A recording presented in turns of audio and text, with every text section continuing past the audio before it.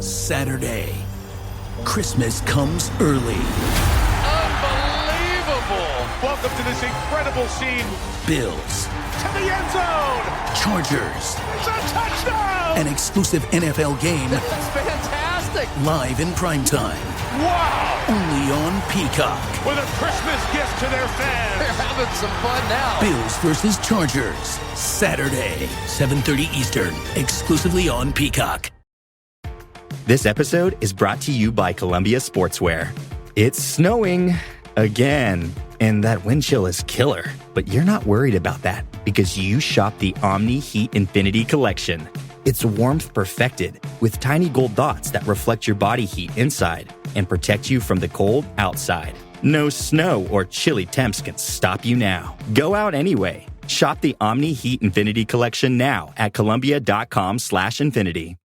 The holidays are a time to feel and create joy. And what could be more joyous than the look on her face as she unwraps a stunning new jewelry piece from Blue Nile? How about getting 50% off your purchase? Blue Nile offers premium quality, priced below traditional retail. Their online experts are available 24/7 to answer any questions and make sure you've picked the perfect gift. For a limited time, you can get 50% off at BlueNile.com. That's 50% off at BlueNile.com. My football team's got me drinking. My football team's got me drinking. Give me beer, whiskey, wine or gin. Anything to shake this mood I'm in. My football team's got me drinking. Back at it again with another episode of the Shades of Blue Soccer Show. But we have never been back at it like this before. Lionel Messi, the best player in the world, is coming to Major League Soccer. It's a paradigm shift. We're doing an emergency pod. Thad, el mejor del mundo. El mejor del mundo, Thad, is coming to MLS. Okay. De todos los tiempos is coming to MLS. It is not rumors anymore.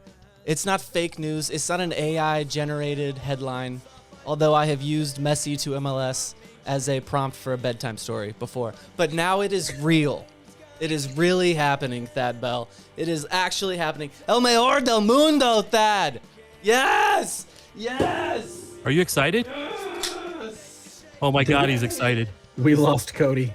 We lost Cody. He's like running around. He's wearing his Argentina jersey. I'm not sure who he's got on there, but he's like jumping on the bed with the dog. I don't know. I don't think we could. If he was really excited, it would be. If he was really excited to be a Messi jersey, not a Tevez jersey. Yeah, that's true. If he was really prepared for this, that would be that. But I think at some point, if he comes back, we should have already gone through the rate, review, subscribe, all that good stuff. He's drinking beer. Is that a hard seltzer? He's been fooling around with the dog on the bed. Oh man. 5% effort on the chug. I'm ready to start the show. You guys ready to get the show going here? All right. What are you drinking? Do a proper chug, man. I'm drinking a Southwest Boulevard lager. Well, with salt and lime. The face. No, it's you don't chug Southwest Boulevard. You see what I'm doing here? You did chug Southwest Boulevard for like quick 1.5 seconds. Quick. Don't stamp on my parade here. Very excited. Did I miss anything? Did you guys get the show going without me? No, chug so we can. Well, we tried, but we were. While Cody can't talk. Okay. Go to the Kansas City Soccer Journal and please rate and review the podcast wherever you get your podcast, Apple, Spotify, wherever else. If you have complaints, it's at that Cody though. Otherwise, if you have nice things to say, please leave us a nice review. De todos los tiempos, Thad. This is really happening. Are you excited? See, no, hold on. I'm not going to do that to myself. I'm not going to Thad. You suck all the fun out every time I do that. I'm not even going to you. We have Mike Kuhn with us. We have Mike Kuhn. Not that he's known for always being very excited, but he is our MLS historian here. He has all of the knowledge, the history of the league. Mike, we're very happy to have you. We never get you on the show, man. I have kids. I have kids soccer that I got to do, and all over the place. You're lucky you're getting me tonight during tryout season even. I could not believe it when Thad said you were able to do this. And on short notice, the emergency pod for Lionel Messi. How many of your kids are taller than Messi now? Mine? Yeah. Probably one, although the second may be creeping up there at this point. El The high mejor schooler, del I think, mundo. definitely is. Lionel Messi has turned down $1.6 billion with a B from Saudi Arabia, reportedly. $1.6 billion over 3 years to come to Inter Miami, David Beckham's Inter Miami. It has been a long, long transfer saga, but Messi himself said today that he is coming to Miami. It's come to an end. Fabrizio Romano is actually saying it. He was wrong multiple times on this very story, but once he said it, everyone seemed to think it was official this time. So he has said he's coming. We don't know any of the details yet, but they have said the quote that I am focused on, or the word that has been in quotes, is that MLS is getting quote unquote creative with this. So Mike, I'm going to go to you on here. I know there's probably going to be ownership of the club involved. There's going to be a cut of the Apple TV deal. Adidas is sniffing around. But then the creative part, it seems there's talk of that all MLS teams are going to be helping the bill here with Messi. Is anything like that going to be true? I mean, we're getting into the point where it's like almost beyond my sleuthing because we're getting to the MLS level of things here. But I mean, it's not unprecedented though. I mean, look at there was talk at the time that when Seattle signed Dempsey, that they got help from the league to get it done, to bring him to Seattle. So it's not unprecedented that the league as a whole would help out in bringing in a player of such stature. I mean, there were never full comments about Beckham, but I mean, given the incentives and stuff that was in his contract, that would have had to have needed full MLS, all of MLS ownership to be on board with it for them to offer him the ownership stake at a discounted rate would have required all of MLS to get behind it. So it's not unprecedented for all of MLS ownership to say, we really want this guy to come here. Let's do what we can to make this happen, even if we have to take a hit somewhere to do it, basically. But from what I've heard, yeah, you're right with the Apple portion of the Apple subscriber base, the new subscribers that they get, supposedly, some money from Adidas, ownership stake in Inter Miami. There's a lot involved they did get creative to bring him in. Yeah, and I'm sure when it's all said and done, it is going to add up to a very large number. But it is safe to assume it is, at least in the short term, the stake in the ownership of the club will eventually be worth a lot more one day. But you have to imagine that he obviously could have made more going to Saudi Arabia, right, Thad? Oh, he could have. That's for sure. But it's not always, I know it's hard to say this, but it's not always about just the money. I mean, he's lived in Miami. He's trained in Miami with Argentina. There's lots of things that he already has ties there. So obviously not everybody who goes to Saudi Arabia or the Middle East loves to stay there. Yes, there are already. Well, there was also, I was just going to say, I can't remember if it was who had said it, but didn't his wife come out with some sort of comment about not wanting to live in Saudi Arabia, or couldn't live in Saudi Arabia for X amount of money? The missus wanted to come to the States. She wanted the Miami life. She wanted the South Beach life, and you can't blame her for that. So, I mean, in that regard, it's hard to imagine that thinking Miami is going to be a better family. David, you want to get in here on how excited you are? I mean, less excited than you are. More excited than Thad, probably. Like, probably a safe medium between the two of you. Thad and I are good measuring sticks on levels of excitement and drama. To Mike's point, I do think it's probably likely that the league chipped in and maybe the owners of the other clubs, but it's a smart move for them financially. Not every club sells out every match. So while St. Louis doesn't need problems selling tickets right now, some of the other clubs in the league have really bad attendance. And even if your team is bad, when Messi shows up, fans of Messi will show up. and the guy's got 470 million Instagram followers. I'm sure some people are going to sign up for Apple TV so they can watch Leo Messi play. Well, and on that point, look at it this way. Messi, the announcement came out today.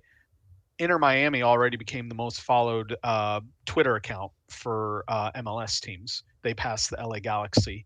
To your point on attendance, it's the same as with when David Beckham came, and you had so many teams selling out stadiums. The largest crowd for a regular season game in Kansas City's history is David Beckham wasn't there, but it was a game versus the Galaxy that David Beckham was supposed to be there for. So that's not a novel concept. And on your point on Apple TV, the other thing is Apple TV isn't just the United States either. It is in a bunch of different countries the broadcaster for MLS. So you're going to get Argentinians signing up for it. You're going to get Spaniards. You're going to get people all over the world that are fans of Messi signing up so that they can watch Messi. So it is a big deal. I don't remember, again, it was something I saw earlier today. This is why this alone is why you lost Joe Public, who now can't watch the game on 38 The Spot or Bally Sports, because you now got 10 other people in Argentina that have signed up for it to replace that guy, basically. It sucks locally, but thinking from a global aspect of MLS wanting to grow the game, that's why the Apple move made sense. I'm obsessed with sports business and sports media and this changing landscape and all of these new streaming deals and how much they're paying announcers and all of this. And I think we glossed over how amazing it is that even Mike of all people, when he sees this deal or the potential of this deal and what it might be and all of the intricate rules of MLS that are going to have to be bent and stretched and all of that, it's just so insane to me that even Mike looks at this and goes, honestly, I don't know how this is going to work. It's just, I love these rules of MLS, and it's just going to only get even crazier from now. I was the same way with the Beckham deal. I was excited about it, but at the same time, it's like, I don't know what to expect from this. I don't know what the level is really going to be. Now, Messi is a better player than David Beckham was, so you're not going to get the Hollywood aspect of it that David Beckham had. But mejor del mundo. Going to get more. You're going to get the soccer crowd more because you have arguably the greatest of all time coming to MLS. The greatest of all time, David. Don't put those two fingers up. The greatest of all time is coming to the United States of Major League Soccer. This is just the modern version. He did say arguably. This is just the modern version of when the greatest of all time came to the New York Cosmos, when Pelé came to the New York Cosmos. Okay. I would argue that it's very if it's a 2, it is a 1A, 1B at this point. I'm the reaching World through this Cup webcam. on its own put him. We can the all World Cup Pelé on had it. 3. The World Cup. Pelé had 3. So I'm coming across this different time through the screen. And the aspects of soccer have changed greatly from when Pelé played. Do it in the Champions League, Pelé. More club focused. It is now more club focused than it is national team focused. You get much more high level competition in club play, specifically in European club play, than you do in the international game now. We're not doing I'm going to drop you from the call. We're not doing who the best of all time is here. Cody's going to take my side. Look at the jersey. You saw a celebration at the start. You're wearing a Tevez jersey. Jersey. Points for Go Mike. get the right jersey, Cody. Only Cody can unite us, the two of us against him. Points for Mike on knowing who this number 11 kid was. Oh, I turned Bro, around. you earlier. turned around. Ah, that's right. Okay, well, we can all agree. We can all agree that the 2 best players of all time are going to be now playing in the United States or played in the U.S. at one point. Have played. Yes. The last thing I really have in terms of the business of this is just from a competition standpoint, it does kind of suck that like we bend the rules for LA, we bend the rules for Seattle, we'll break the rules for Miami after they cheated. But in terms of growth of the game in the United States, in terms of growth of the league, it's probably what's best for everybody. We're all here for it. They said he's probably not even going to play till September, if this year. We still don't even know anything. So we don't know when he's going to start playing, but all of the ticket prices for every single game have just skyrocketed already. Well, all these people paying hundreds of dollars. Just in case. And he's probably not even going to go. Miami. For anyone wondering, Mike, you made the good point about this, because I was one of those people who was getting excited looking at the calendar. I was already about to submit my credential request in Miami for the Sporting KC game there. And then you informed everyone that it is an international window. Yep. The international window is the 2nd through the 12th of September, and Sporting is in Miami, smack dab in the middle of that. So there's a very, very strong likelihood that Messi would not even be at the game if he is playing by that point. Very unfortunate. Although it might help our run to the playoffs there as we are finishing out the season. Okay. I mean, Miami, I have a bad feeling could be very similar to Beckham the first year he arrived. Because, I mean, let's not forget, Miami's currently bottom of the Eastern Conference. So it's not like Miami is just on the cusp of being good and Messi's going to put them over the top. This is very much could be like the first season for the Galaxy under Beckham, where they really struggle. And who's Miami's coach right now? Right. Well, it's fired. Exactly. It's fired. It's technically Javier Morales, the former RSL player. But the reports are it's going to be Tata Martino. Yes, reports are saying Tata might be coming, Sergio Busquets might be coming, other players might be joining him. And now we're getting into the European tabloids not understanding MLS rules and making it very clear that they don't understand MLS rules. And as always, or Miami will cheat again. Like they had 5 DPs at one point. So what's another 2? Yeah. Because that was one thing I was going to bring up at one point, David. So thanks for reminding me. Is I go back to this quote from I don't know how long ago, a couple years ago. The integrity of our rules is sacrosanct, and it is a fundamental principle of our league that our clubs are responsible for adhering to all league regulations, said MLS Commissioner Don Garber. Our rules will not be compromised. These sanctions reflect the severity of Inter Miami's violations. You missed the really, really, really small asterisk at the end of that, and then the definition down at the bottom said, unless it's Lionel Messi coming to the league, in which case then all rules go out the window. Yeah. Unless Messi. There it is. Well, so this is probably going to be somewhere else. We should probably somewhere else in our lineup of our rundown that we should be doing this. But he doesn't care. He's going to do it anyway. Just go ahead. He's gonna ruin it anyway. Go ahead. I would have to actually have read the rundown. Will Sporting get that same benefit if they go to sign Ronaldo now? That was another one of these rumors that Ronaldo is also sniffing, tired of Saudi Arabia. But I don't know. That would be great for the league, all of that, but I just want it to be another team. I just don't want it to be us. It'll be great for the league to have them battling, but let that signing cripple another team, not us. We're crippled enough. He'll want what Messi got. Is going to, now that he knows what Messi has, whatever deal Sporting, almost in quotes because we don't know how close it really was, will he'll want more so close to what Messi got. He'll want the Apple TV share. He'll want the Adidas deal. He'll want the ownership stake. He'll want all those sorts of things along with whatever the salary is that Messi is going to be getting. So any deal Kansas City thought they were close to is out the window and back to square one with what Messi's getting. You want to know what else Ronaldo wants? A World Cup, but he's not getting one. I would like to see Ronaldo come to Kansas City to see how he would react to being less famous than Pat Mahomes, or not less famous, but less famous locally and less popular locally. And less also loved. I would like to see him do a Frank Lampard, like an end of career Frank Lampard, where Frank was kind of out of shape.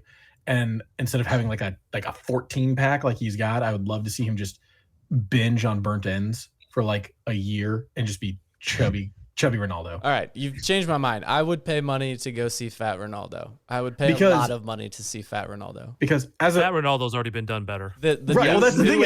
As a Brazilian, I know Fat Ronaldo as a different person. V2 Fat Ronaldo. I'm here for it. With just the front of his hair and the rest of it shaved. Okay, so I considered that our first break. We talked about this in the last episode. We asked for feedback on if you were hearing ads, and someone told me they heard ads in both spots, and other people told me they didn't hear any ads. So appreciate your feedback. Didn't help at all, but we are now in segment 2. But we do read the comments. We do read what you have to say. There we go. Cody, keep letting us know. Yeah. Yes. When I tell people to tweet at you if they don't like anything, have you ever gotten blown up? No. Oh, what a bummer. No, people are nice on Twitter so far. I read on Reddit. People will respond to how dumb I am or us on Reddit. I've seen that before. But no, people are nice to me on Twitter. You can attack me. I'm here for it. My thing is like pissing people off here. It's kind of my thing. Yeah, that is one of your things, yeah. Okay, another one of my things. So Fabrizio Romano translated Messi's announcement today. Messi went on Mundo Sport and talked at length. Spanish is so good. I am gonna get to show it off here. So I'm on a 270-day Duolingo streak. So you guys heard my El Mejor del Mundo in the intro. That's where I got that one. I'm learning a lot, and it's come to my attention that Fabrizio Romano made several mistakes in his translation from Messi's announcement. Well, he does speak today. Italian, not Spanish. Well, then that would explain why his translations were so poor here. So I've closer got than Kansas Cityan. I've got a few highlights. No, did you not hear 270 days on Duolingo, Thad? Man, I don't think you're going to get them as a sponsor by showing off that you've done this for 270 days. But Cody, what language for 270 days? Because your Spanish is awful. What language have you been working on? So Mongolian. I've pieced together some of the highlights from Messi's announcement today, and I'm going to give you the proper translations that Fabrizio Romano messed up. Good. With Duolingo Plus, you can be as good as Cody. I do pay for Duolingo Plus, so that's how you know I'm really good at this. The first one, No vuelvo a Barça, iré al Inter Miami, which of course means I'm taking my talents to South Beach.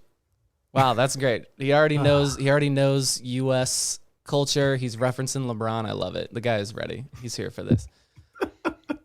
Which Spanish word said South Beach? Inter Miami is how that is translated. That's right. The second one, quote, creo que condiciono mucho la temporada, which means I ain't playing on no turf, bro. Wow, that's just really unfortunate. No West Coast trips. Really unfortunate for the Cascadia teams in Miami.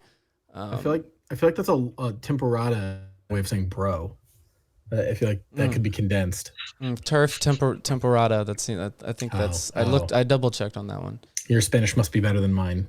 Okay, another one here. La verdad es que hablamos bastante desde que estaba el como entrenador, which means the truth is I've come to challenge myself and show the world that I can do it on a humid afternoon in Houston. Wow, the guy is so ready for it. He's just saying all of the right things. He can do it. He can do it in Stoke. What, Dad? Which Spanish word in there was Houston? Was it bastard?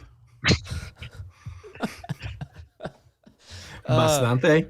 That's what it was. There's no direct translation for that word, but I looked up. Just trust me on this one. 270 days. Okay, another one here. Escucha que tenían que vender jugadores o bajar sueldo a jugadores, which is, I'm prepared. I've heard tales of the obnoxious St. Louis fans. See, I'm telling you, he's got a really good team around him. They're preparing him for how awful our neighbors are. There must be famous all around the world. New team, they're notorious around the world for how awful they are. Do you think Messi will try a toasted ravioli when he goes to that hellhole? I hope he'll do Emo's pizza. Oh, that's what I was gonna say. We're gonna give him those over Emo's. He'll go back to Barcelona. He'll leave this country. He will leave this country if he gets some of that cardboard pizza. He'll just juggle the toasted ravioli, man. He'll just keep juggling in there. So, okay, I got a long one here for one more here for you guys, and I really get to show off my 270 days here. Como te decía, después de haber conseguido todos gracias a Dios y de haber conseguido por último del Mundial lo que tanto deseaba, quiero buscar otra cosa también y un poco de tranquilidad. Which a direct translation to fuck Seattle. That's right. That is, I do speak better Spanish than Cody. I can confirm that that's what that said. I'm just going to go with that one. All right. That was Cody, another break. I think that you could work on your pronunciation, but I think you do have the skills of somebody who's done 270 days of Duolingo Plus. I'm impressed. Better than Fab. Who was wrong? Yeah. Oh, I wanted to give Mike Ryan a shout out here. Mike Ryan Ruiz, the Dan Le Batard show. We had the family. We had Whitty on. That's the show that Chris Whittingham was on. They're in Miami. He was the only one consistently over all these years, the last year or so, getting it right, while someone like Fab was saying Messi to PSG was done months ago. So it's been hilarious seeing it actually really bothered me today, but it was hilarious seeing the fact that Fabrizio Romano said it's a done deal now. Then everyone was like, oh man, this is real. This is real. Okay. So where else are we missing on this conversation? Let's talk about, because he is coming to David Beckham's Miami. I want to hear, we've touched on it a little bit, but Mike, how does this feel different from the David Beckham signing all of those years ago? It feels very different. It doesn't feel, is he retired? Is Messi retiring here, or is he fresh off a World Cup and he's ready to play at a high level still? I think it's similar, but as I kind of mentioned earlier, it's less the total package, because Beckham was the star power, the looks, the Hollywood appeal, and the soccer. Messi is the soccer. You got however many times Ballon d'Or. Not to say he doesn't have appeal outside the sport. Messi's cute. Shut your mouth. Did you see what he used to look like? Messi's hot now compared to what he used to look like. I'm not saying any of that. I'm just saying that unlike when Beckham was signed, where it was everything combined, this is much more the soccer, being the lead. It's not like, if you've read the Beckham Experiment, Grant Wall's book about the first 2 years of the Galaxy, Beckham with the Galaxy, he talks a lot about not knowing, like it not being clear which direction was the lead. Beckham was always the very politically like, oh yeah, I'm here for the soccer, I'm here for this, but then it was always the red carpet events, the Hollywood parties, that sort of things. And while I'm sure there will be plenty of whatever the main drag in Miami is for all the big club parties, I'm sure there will be some of that. I don't think it will be to the extent that it was with Beckham. So I think it's very much more focused on the soccer at this point. So speaking of big MLS signings, we have MLS historian here. I want to hear your top 5 biggest MLS signings of all time. But while I'm going to give you a couple minutes to work on it. I'll filibuster for you. David, tell me, is Lionel Messi any good anymore? Of course. I mean, even he's 37 years old and was still like a key piece to PSG winning League One. He won the World Cup just a few months ago. Yeah, I don't care so much about that. I knew you didn't want to mention that. No, who cares about that? It only matters in years that Brazil wins. But, he was a key piece for PSG. They had a very strong season in Ligue 1. he was still effective in the Champions League, even though that team is not super well constructed. It's going to be kind of like when Zlatan came. Like, he is just going to be a freak. He's just going to be better than most other people, even though he's clearly not in his prime anymore. And he's also one of those players that, like, his tricks are going to work for a while. He's a clever passer. He can do free kicks until he's 45. Like, his tricks are going to work in MLS for a while. Yeah, because, he's not a guy. He is deceptively fast. He's, deceptively quick on the ball, but he's not a guy who was just like straight pace merchant, right? Mm-hmm. Where he's just faster than everybody and those skills will decline. And to me, the moment I realized, truly how good Lionel Messi was in like the Copa America in like 20 whenever. I think it was in the United States. But, most guys, when they go to line up a free kick, they place the ball a certain way and, like, they want to find the plug or they don't or whatever. Messi, like, they rolled the ball to him. He stopped it with his foot, took 3 steps back and swatted it into the goal. It was like one of the most freakish things I've ever seen. Thad, is this a retirement league? Is Messi coming here to retire?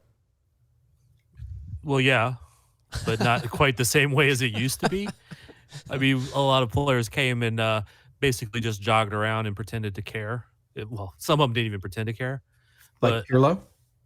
Yeah, Pirlo. It's funny you said that. That was the first one that comes to my mind on one of these old guys that came here and just trotted around a park for a couple of years. Oh, we got 3 bad ones. It was Gerard, Fat Frank, and Pirlo all at the same time. And it was just 3 dudes who I was about to say, you can't excuse Gerard in that. Gerard was brutal. Lampard had like a good half season in there because he scored like 8 goals one year. Lampard had at least a good half season in there. I put him a step above the Gerard Pirlo situation, but not far. But Frank Lampard, I felt like contributed a little bit at some point that took him a step higher. Because like with Pirlo, with Pirlo, there was that video, that corner that just like gets blasted over him, and he's just like standing there, basically. So the real question here is, we mentioned 3 of these signings that didn't work out, but they could very well qualify as the biggest MLS signings of all time. So without further ado here, let's get Mike Kuhn's top 5 MLS biggest signings of all time. So I'm going to go number 5. Little bit of a different way with this. I'll start with the oldest. I'm not going to go top 5 ranking. You're killing me. I got fanfare and everything ready for you. I'm going to do oldest to newest is what I'm going to. Okay. You're going to get oldest to newest, and it's not going to be the biggest signing in terms of star power. It's going to be too many qualifications. No, it's not. No, it's not. You wanted the best. I'm qualifying what I think the best is. The best is what it did to change the league. Basically, is how I'm looking at it. I'm ready. Number 1 is 1996, Carlos Valderrama. World Cup star, fantastic player, fantastic passer, original signing to the league. Great hair. So first on my list is Carlos Valderrama. Great shot for coming in. This is gonna be a good list. Number 2 is going to be a bit of a bust. Luis Hernandez, the Mexican international that was signed by the LA Galaxy. Why he's on the list? One other name, Clint Mathis. Ooh. Do any of you guys know why Clint Mathis is involved with Luis Hernandez? No. What's a Clint Mathis? Mathis was on the LA Galaxy at the time that the Galaxy wanted to sign Luis Hernandez. They couldn't fit Hernandez in the salary cap at the time, but they already signed him. So what they had to do is basically MLS had a dispersal draft for like 1-2 players, and Mathis went to New York. A dispersal draft. Yeah, they had like a I don't know what the exact terminology was, but yeah, Mathis went. It wasn't a trade because the Galaxy got nothing in return. It was just, hey, we're going to move you to New York, Clint. So like a lottery. Sort of like a lottery, basically. But yeah, that's why Luis Hernandez is on the list, because he was like the first one that really started to really break the rules. And at the time, MLS was still trying at least to give the sense that, oh yeah, we're following these rules, even though Hernandez very likely was making over whatever the max salary was at the time. I knew once we got into MLS history stuff, I was gonna have to rein in Mike on this list because he was just gonna keep talking. That one actually worked out though, because we tied back around to like crazy MLS rules. So that one, I allowed you to go on that one. We need to be quick here, Mike. That's And why Galaxy cheating. That's why I thought of it. And the Galaxy cheating. So it works on multiple levels. Okay, That's a lot of history right there. Galaxy cheating. Number 3. No, number 3, sticking with the LA Galaxy, David Beckham. Wow. I don't think, again, it's based off of what they did for the league and what they did in terms of rules for the league. There's a reason it was called the David Beckham rule for so long. True. There's a reason the designated player rule started as the David Beckham rule, because he was the one that basically made it. Now at the time they had like Landon Donovan and Eddie Johnson and Carlos Ruiz, who were all over the DP limit but were grandfathered into the system. But we have the DP rule because of David Beckham, so that's why he's on the list. Number 2. Number 4. Oh. Or number 2, number 4, however you want to look at it, whichever direction you want to go. This list is all over the place. I'll go with Sebastian Giovinco. It's a good one. That's a good one. Because you have a guy who was a fringe Italian international, but one of the top national teams in the world, a player that coming to MLS in his prime, he was a fringe national. He got call-ups and played for the Italy while he was. I was making a face to Italy being good at the footy, because they've missed 2 World Cups in a row, right? That was Mike arguing with no one who was arguing with him, because David was just making faces at him in the chat. David was making a face. Yeah, because Italy sucks. No, next it was Giovinco, who at the time, that was before Italy missed 2 straight World Cups, basically. So he was a fringe national team player in his prime coming to MLS. So that was a step in turning the retirement league stereotype around, was getting a player of Giovinco's status to come to MLS, to play in MLS, even though they had to pay out the ass to get him to come, basically. So that's number 2 on my list. Now the number 1 biggest MLS signing of all time, number 1, in a ridiculous order. Not counting. They're in chronological order. That's not in no order at all. You're not playing my game right. It's in chronological order. He's not playing your game, Cody. I don't play. You wanted a top 5. You're getting a top 5. I'm just putting them in the order. I'm getting a chronological 5, but I'll allow it. Land this plane, Mike. So Mike has this spreadsheet in his mind, man. Yes, it was.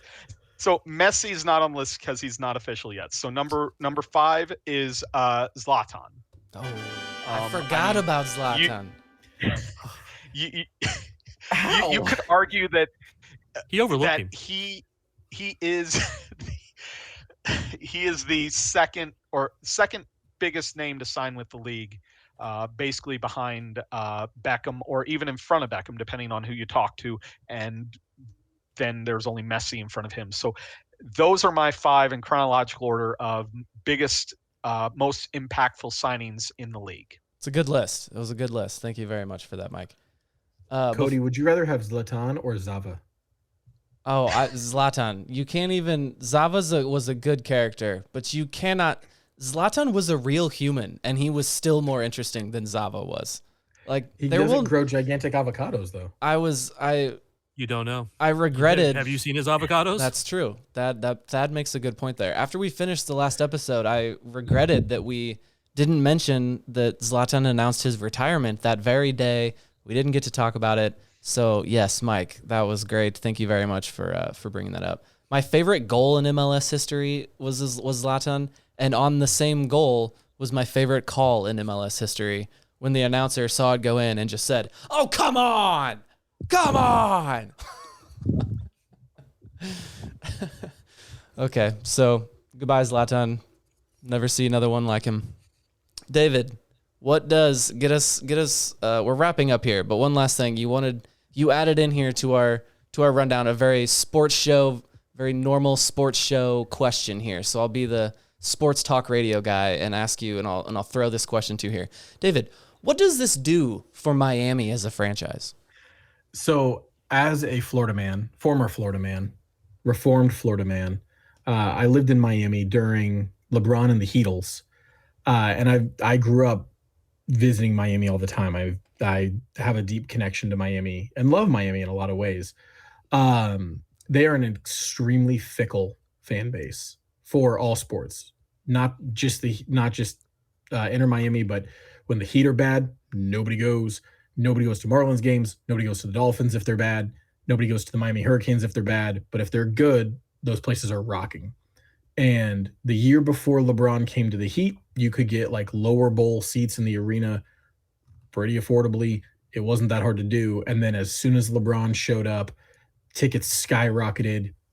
And the funniest part of it was people didn't even care to see the game. They just wanted to show up to be like, I'm courtside. There's LeBron. I came in the third quarter. I left in the third quarter. I think for a non-Miami person, that sounds about right. Like that computes for Miami. It seems it's a very flamboyant and flashy, maybe almost like plastic in that way. Like they're not there to care about the game, but like, oh, something cool is happening. Like I'm there for that. Something big and flashy. I'm there for that. You want to be seen. And but Inter Miami is also one of the worst attended franchises in the league. It doesn't help that they play in Fort Lauderdale, which is, depending on traffic, like an hour drive to Miami itself, like nowhere near South Beach. Are they gonna fix that? They're gonna have to build another stadium, right? They can't keep playing in Fort Lauderdale. They have a stadium plan it's ugly. Fort Lauderdale won't be their stadium. It'll be their USL or their MLS Next Pro stadium. But the renderings. I will say that Messi actually helps that stadium actually happen, because up until Messi actually signs, I won't believe that stadium actually ever happens in Miami, honestly. So when the signing's official, then I'll actually believe that they might actually get the stadium built. Up until then, I don't. I think they might be in Fort Lauderdale forever, honestly. I don't think that they've even broken ground. And frankly, the location's not amazing. It's by the airport, which is not like super accessible, because Miami's it's a big city, but there's not a lot of public transport. It is not easy to get around. You have to have a car, and traffic's terrible. But Miami is one of the worst attended franchises in the league. I think their attendance was up 35% this year because they made the playoffs last year, but then they're currently last in the table and just fired their coach. But Messi will sell out every single game. Tickets will be astronomically expensive. Everybody in South Florida is going to have a Messi kit until he leaves, and then they won't be attended anymore until the next big thing comes along. That was our Miami expert who has not been there in like a decade. It's been a while. He is claiming to be our expert on Miami. I'm realizing only now I should have tried to hit up Whitty to get him back on. We have a friend of the pod that is Miamian. Short notice though. We need maybe I will hit him up. We'll try to do that again next week, man. Push my luck with Whitty on that. Okay, guys. Anything else? El mejor del mundo is coming.